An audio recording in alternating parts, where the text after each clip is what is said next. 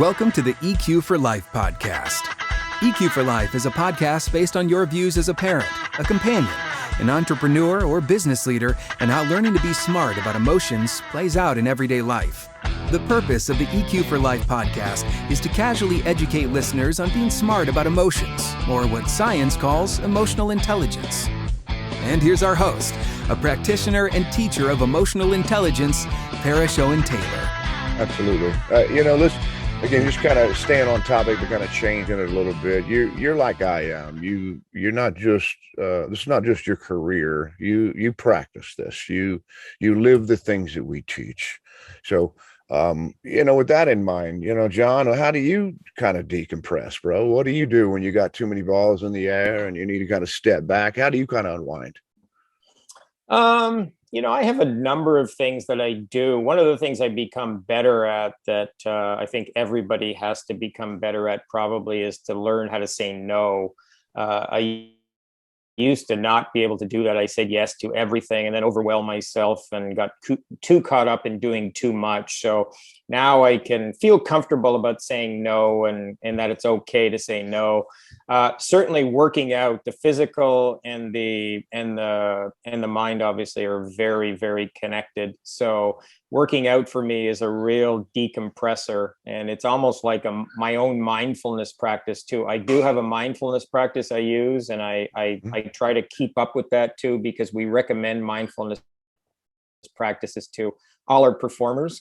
But I find it almost like a mindfulness practice to go to the gym or go for a run or something like that. So those sorts of things are helpful too. And I've also become better at focusing more on what's important and not getting distracted by all the nonsense around me all the time. So, and I'm acutely aware of that because I work with athletes on it every single day, on helping them to focus on what's important and eliminating the distractions. So I think for me, it's helped me, myself just doing it every day and coaching it every day to focus on what's important and eliminate, really prioritize and eliminate the distractions. So those are some of the ways I think that help me sort of to stay balanced, to decompress a little bit, like you say, and to sort of soften the stress. There's always going to be a bit of stress. We can't avoid it, right? It's there, but to soften it a little bit, I think those are the things for sure. Well, the models, the more we learn on neurology, stress is our friend. It's distress. It's when things are getting way too much for too long. So, you hit the nail on the head in a lot of different ways. And I guess being a product of you remember back in the 80s before we were at Purdue, I'm guessing you do, but the whole bigger, faster, stronger movement, when Lou Ferrigno was the original Hulk on Thursday night. And yes, we got Schwarzenegger on the cover of Muscle and Fitness. So, I think that's what we're doing today. I think I heard a doctor say one time, back in the 80s, we took the body into the weight room. And in the 90s, turn of the century, we've got the brain in the weight room. Yes. So it does have a strength and conditioning. Like you said, it's not a bad thing when you get, what do they call it? The yips. Whenever they call it the yips. The yips in golf or other sports too. Yeah. Where people get those yips, where that's a psychological thing where people sort of the hands and parts of the body, they kind of do crazy things and it's not producing the results you want. That's for sure. I see it in golf sometimes, but the yips are something that you don't want to get, Parrish. Yeah. Well, and that's when you call us when there's a performance gap, right? But our message, I think we echo it the same way. And that is there's a strengthening and conditioning component to this where you're doing things every day. Just like you go into the weight room or fix the right diet, like you said, there's a mindfulness agenda. Models is huge. You have models to help people better understand. We've got models. Again, being able to set priorities and stick to those, and how do you work through that in your mind? That all plays out in emotional intelligence. Yeah, I think the process too, you're always talking to athletes and performers about process. You're trying to get them into the process and focused on the process, and you're trying to always sort of take emphasis off the outcomes and the results. So get into a process, be consistent in that process, and if you're going to give young people any kind of advice, and there's lots of advice, we've seen a lot of things, so you could give young people a lot of advice, but one of them certainly is to have a process and be consistent. Like, you have to be consistent, and every single day do it and be disciplined. Like, you need a part of what I do too is emphasizing discipline and the fact that you need it every single day to develop the competency to get to where you want to go. So, yep, it's all what you say is all important, and that certainly the process, or having a process, is really key. That's a good point. I needed that reminder, John. It's a lot of times we look so much at those KPIs, the key performance indicators, the results, but yet, if we work the process, it's a human performance process. So I really appreciate you pointing that out. Again, models that help us work through the process. The other thing is just self-discipline. It just lacks today. It takes you, this is, I have found, in being a practitioner for 28 years, this is one of the hardest things to do, is get inside your own head. And, you ain't no switch. You're not going to flick no switch and calm yourself down. You have to have those processes in place when you are not performing, and that goes to being in the house as much as it being in the game.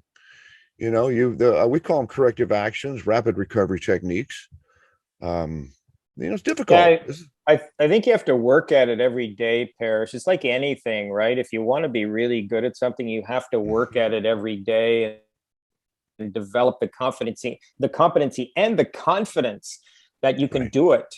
You can do it in practice. It's like an athlete. If you can do it in practice and regularly do it in practice, then you just, you're basically bringing your training to the real deal, or the real thing, or the moment, you might want to call it. So if you're an Olympian or something, and you're training for 4 years and you're doing it really well, you're disciplined, and you can execute in practice, then basically there's not tons of pressure. You're just taking it into that, you're taking that training into the competition and just executing. So that the training is much more important.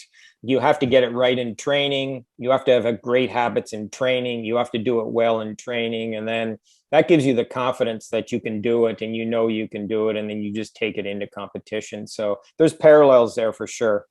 Absolutely. And that's that part about building on the basics and strength and growing from there. So fundamentals. You have to get those right. Those are critical. The bottom layer is really critical in order to kind of start moving up and taking the ladder sort of ring by ring, or step by step. Absolutely. I a few more questions for you while we got you on the phone here, John. Let's talk about a personal best. I mean, you've done a lot of things. I mean, coming out of college, you played the pro tour, you've launched a business, you're an entrepreneur, you're doing a lot of I guess, you're going around to a lot of different countries, you're growing different athletes, you're helping with corporate, you've got this beautiful family. What's a personal best when we talk about and you reflect back? Geez, that's a hard one, Parrish, because and I've had different, like you said, you just went through it. I've had different segments of my life. So I played a professional sport, and certainly, really going out in that. And there was one day that I shot in a professional event in Australia.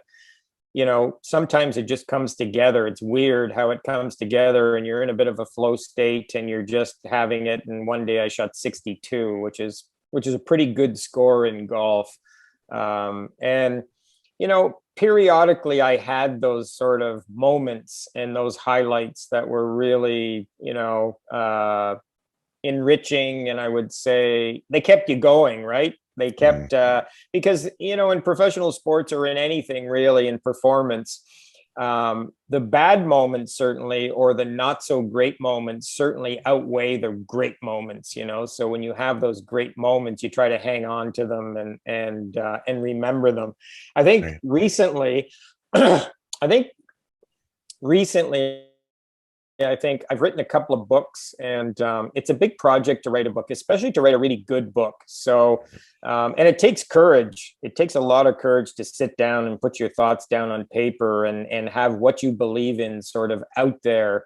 Right. And it's not easy to write it either. It's you need to write it so that there's value for the reader and the audience understands it, and it's entertaining and fun to read, and that there's some really key messages that people can action. So yeah, so those are highlights too. Certainly writing the books. I just wrote one that was just released in April, like I mentioned earlier in our talk, for the equestrian industry, and it turned out really well. So that's definitely a sort of a personal best or a highlight I've had the past probably year during COVID. So, and then, yeah, so I would say things like that are real highlights, right? And these moments that you have that kind of keep you going. Absolutely. Absolutely. I want to talk about that flow comment, but what's the title of the book for the listeners so they can go look at it? John Haime, go ahead. What's the title?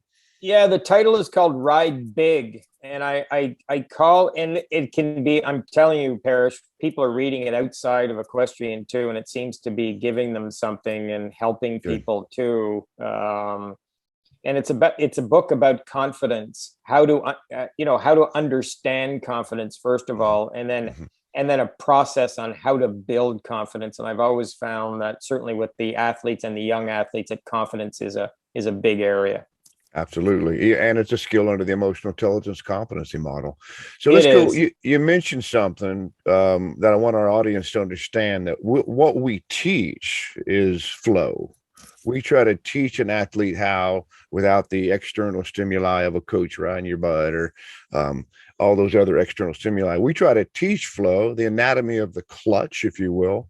In a very simple, how would you describe for our audience flow?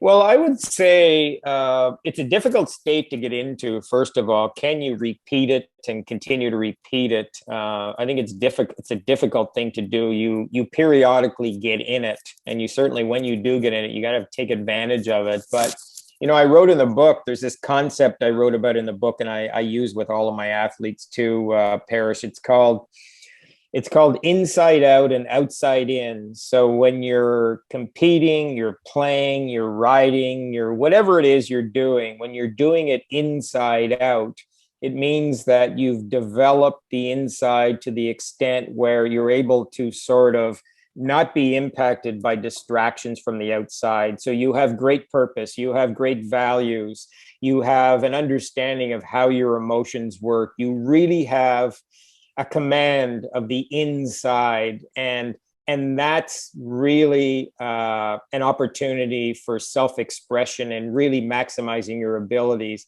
Now, the problem is a lot of athletes, performers, whatever, they play, ride, whatever they do from the outside in, meaning that a lot of these outside distractions, and there's so many today, they regulate the inside, and they sort of poke away at the inside so that they're unable to really maximize their abilities, and they can't get in that flow piece. It's really difficult to do. So I think if you really have command of that inside, you have all the fundamentals, you've worked on it. A lot of the emotional competencies, for example, are developed. You have control of that voice, that you understand what that voice is doing, and you're able to challenge it and find the truth in it and all the great things that you need to do. That's when you can get in that really good state, that flow state, where you're sort of one within the competition. Absolutely. But it's tough. It's not, you have to work at this because, like I said, I think a lot of the athletes and a lot of performers, I find anyway, especially when they first come to us, are sort of competing from the outside in, where all these massive amount of distractions, and the voice is not shaped properly, and the emotions are all over the place, and they don't really know what they believe in. They don't have a value structure, and they don't even know why they're doing it sometimes. So right. Those pieces are not lined up, and so that's when you talk about flow, that's where the kind of the starting point is for me. You have to get that piece that I talked about, right? The inside out, outside in piece. Absolutely. And I love the model. Again, models inside out, outside Right. in. Models help us learn.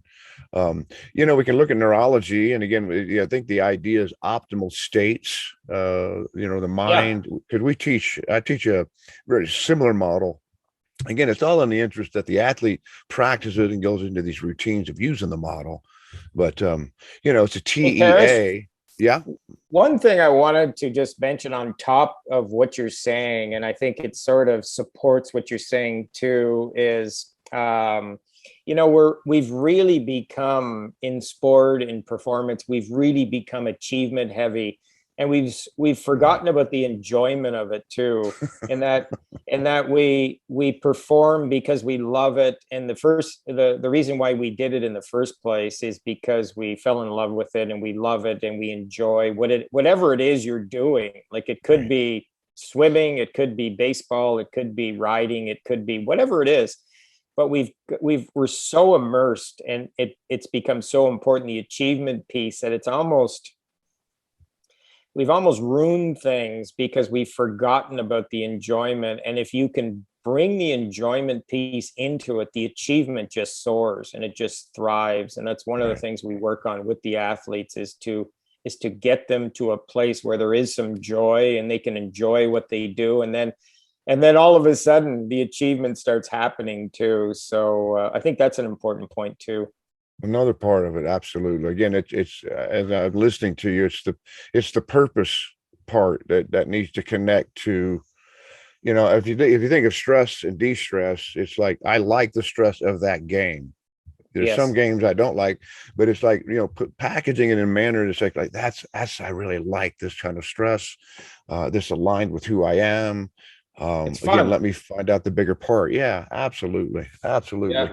Again, just kind of backing out of the rabbit hole. Again, personal best. What, and you've wrote the books. So if we were just to maybe recommend, and I want to look at it from two different perspectives, actually even Okay. three, John, because I Okay. found you've got the coach. The coach needs to understand this for their culture. The coach needs to understand these routines in the same way you do a drill practice, or you do a diet, nutrition, or you're in the weight room. You have your routines. The coach needs. So what's the message to the coach? What's the message to the parent, the young parent that's got the young aspiring athlete? How can you nourish that? I mean, we've got the athletes. We know the athletes want this. The athletes are hungry for it. They want the guidance on the models. But what's the two messages there? Let's just narrow it down to two. What's the message to the coach, and what's the message to the parent when it comes to developing these critical performance skills? Well, I think the word you just said was developing and development. It has to be about every single day. It has to be about developing and development and helping them become better at what they do, and not on the outcome or the result. The more you're focusing and putting pressure on an athlete to get a result or get to the result, the more difficult it's going to be for them, and the less fun they're going to have. So it always has to be about, the purpose, for sure, putting the purpose front and center of why you're actually doing it, because you love it, and that's why you're doing it, and that's why you show up to practice and show up to the competition, etc. So I think the development piece, we've lost that a little bit too, and that the results now, and you know what, it's because social media results are so immediate. Like, I always see Right. the riders, and you never knew what a rider was doing. Like, no one really knew what a rider was doing except for the people watching them. Now everybody knows 2 seconds after they're done. The result is spread all over the internet, and you can look at a person's result and you know what they did. So I think we're far too results oriented now, and not enough, taking some time, or taking more time for the development of the athlete, the skill development, the development of the joy of the sport. I think is really important. As you know as well as I do, Parrish, how many kids quit sports? Almost all of them quit sports. Right. And there's different reasons for that, but one of the reasons, certainly, and maybe one of the primary reasons, is because they've lost the fun. It's no fun anymore, and why bother doing it? I'll go do something that's more fun. Sure. Which So again, I think yeah. that puts a lot of weight on the coaches these days. I know there's a lot of coaching associations and organizations that are trying to raise the level. Yes, I by agree. helping them. Again, we've all seen it where the coach goes out, calls timeout to make an encouraging, we'd like to think an encouraging moment, choose butt, and totally spins the team out of control. Well, you said culture too, and I think the coach needs to develop the right culture. And what is Right. that right culture? It's a culture of fun. It's a culture of development. It's a culture of excellence. Mm-hmm. And you blend and you sort of piece all these things together, and you get a very healthy culture. You know, Absolutely. we could talk and argue about some of the cultures we see in sports that aren't really healthy, and that just all it does is just drives people out of sport, and Absolutely. they end up not playing anymore. Mm-hmm. Let's go to the parent. You're a parent, I'm a parent, we've had young athletes. We wanted to give them every opportunity to not be the next LeBron James. It's not about that. It's about being able to find themselves, excel in the moment, be the better version of themselves. What's the message to parents as they try to, again, develop their child or young athlete to be their best? What's the message?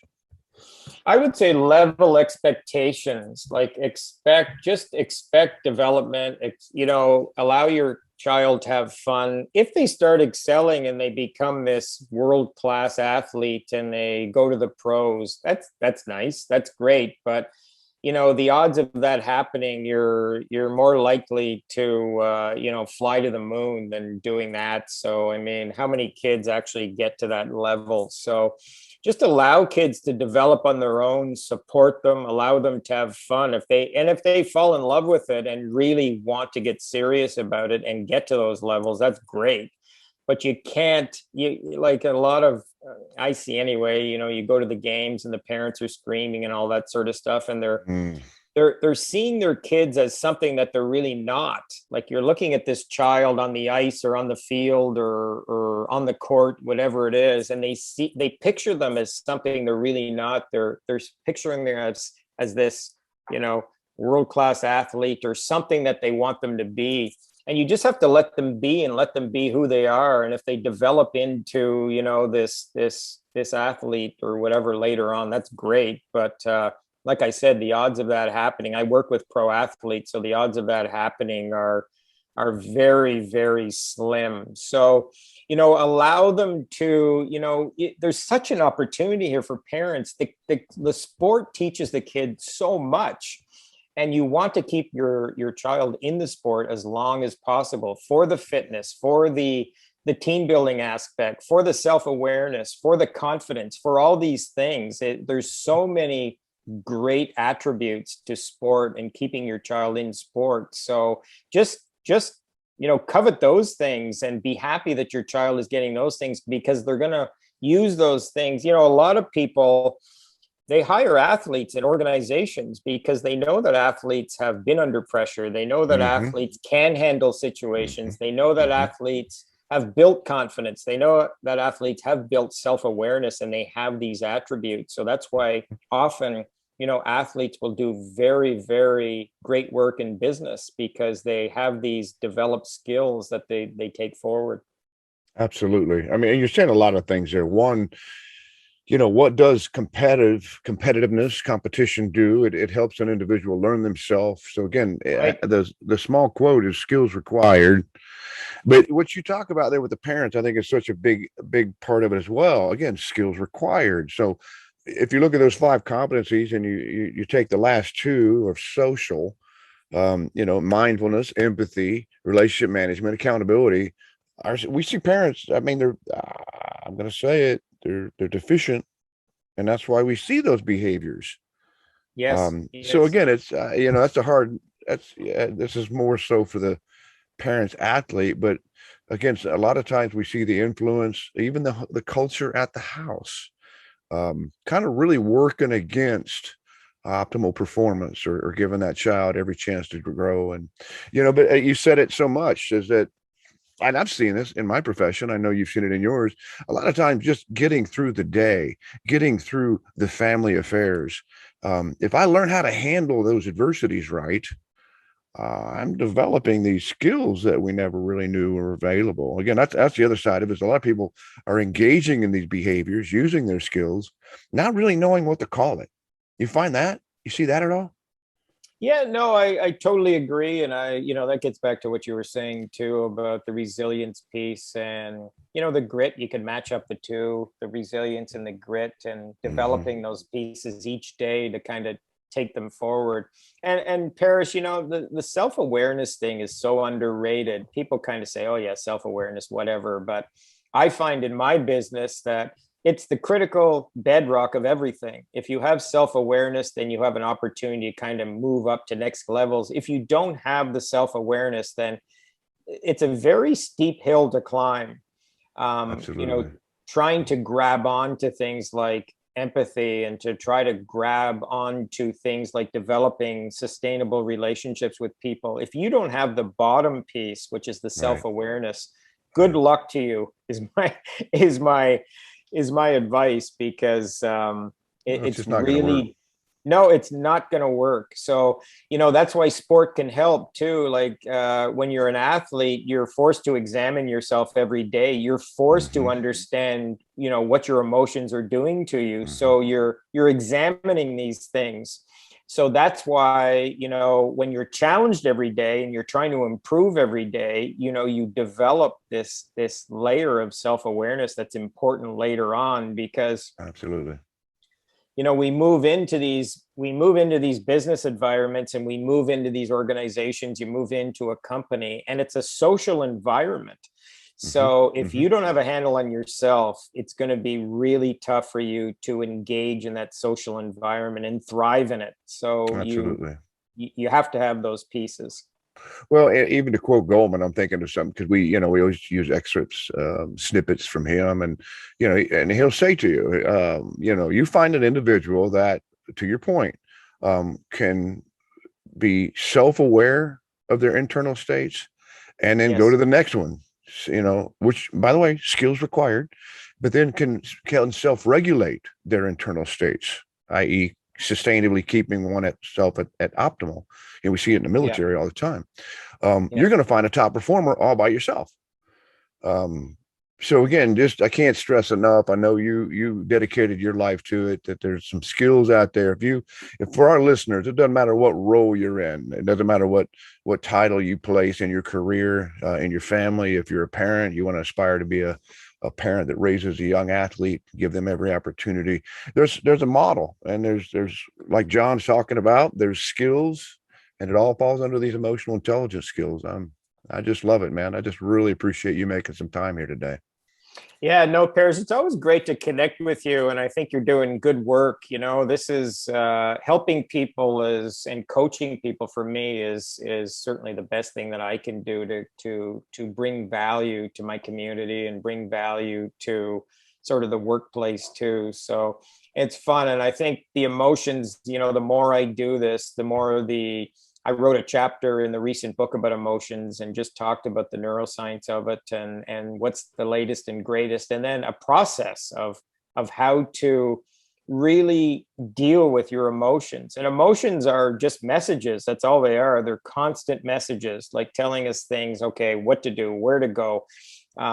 So we have to be able to interpret those messages properly, in order to be at our best. So labeling them, interpreting them, and then directing them and expressing them the right way is really important in what we do every day, because they basically are driving the show. So yeah, so it's so fun to always learn about this and to talk to people like you about it, and to get the message out there. So I think it's an important message. Absolutely. It's a holistic approach. It's like a lifestyle. It's done daily, like a diet, like working out. It's done throughout the journey. So let's as we wrap this up, John. I know with all your experiences, you got a little humor, man. Is there a story in there somewhere that gives a chuckle? You've been through a lot there. Oh my God, Parrish. There's, being in this golf world and playing professional golf. I mean, there's so many things when you're traveling and everything, so many funny things happen. But I do remember this story that I tell about, I was playing professional golf, and at the time I was in South Africa, and the tour just ended. And I decide I'm going to go and I'm going to look at some like lions and tigers and elephants and that sort of thing, because that's the part of the world where these sort of beasts are. So I go to this place. Yeah. I go to this place called Kruger Park, which is like this world famous game reserve, and you can rent a little hut and just stay there. So I decide at the end of the tour, before I go home, I'm going to go there for a few days. So I have this crappy little car I'm driving that I bought in South Africa that I traveled around the tour in. And I drive into this game reserve, and I'm by myself because I'm going in and I'm going to check in and everything. And I arrive at this road of baboons. There's baboons. Yeah, there's baboons all over the road, right? And they tell you at the gate to just keep driving and just honk a bit and just keep moving along on the road. Instead, the brilliant guy that I am, I decide I'm going to stop and take some pictures, right? So I roll down the window of the car, and they tell you at the gate also to keep your windows rolled up. So what do? The brilliant guy again that I am, I roll my window down, I'm taking a picture.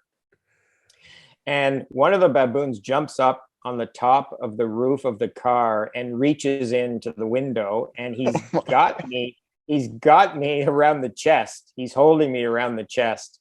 So you can imagine, and I've taken my foot off the clutch, and now I've stalled the car. So I've got this baboon with his arm around me. I'm thinking, this is it. This is the end of me, right?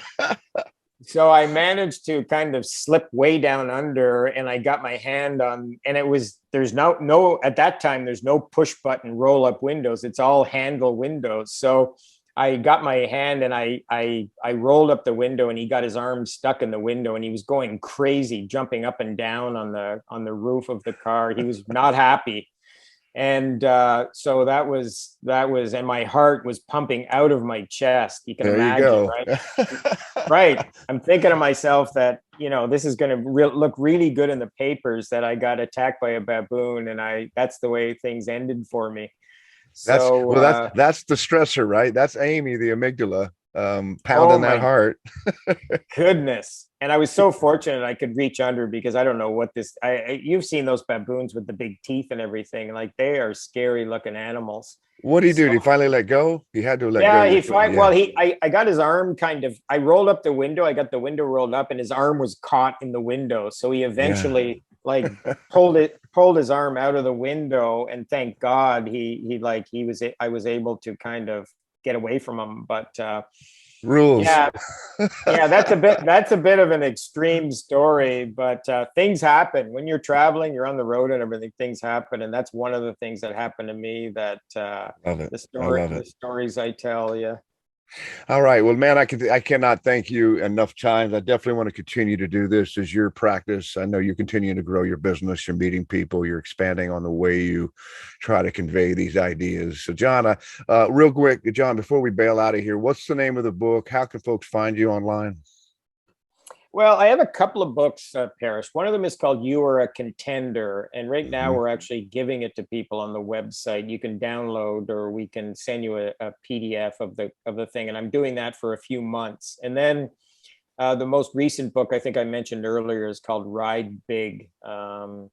And it's available everywhere too. And then the best place to get me is through the website, which is my name, www.johnhaime.com. So, and I always love to connect with people too. If people have questions or whatever based on, whatever related to whatever performance, emotions, whatever you want to talk about, they can always connect. It's always fun to hear from people. Fantastic, sir. I can't thank you enough for just your passion and helping folks grow purpose. That's same here, yeah. Parrish. You're doing a great job and providing a nice service. So keep up the great work. Yeah, I appreciate that. From one comrade to another, John Haime. We're going to talk again soon. Thank you so much for being here on the EQ4Life podcast. You've been listening to the EQ4Life podcast. Please check back soon for our next podcast, EQ4Life. To learn more about the EQ4Life podcast or Parrish, please contact us online at info@parishowentaylor.com or call 866-487-2815. That's 866-487-2815.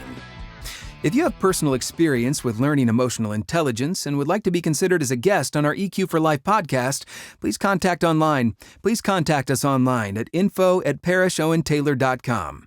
That's info@parishowentaylor.com.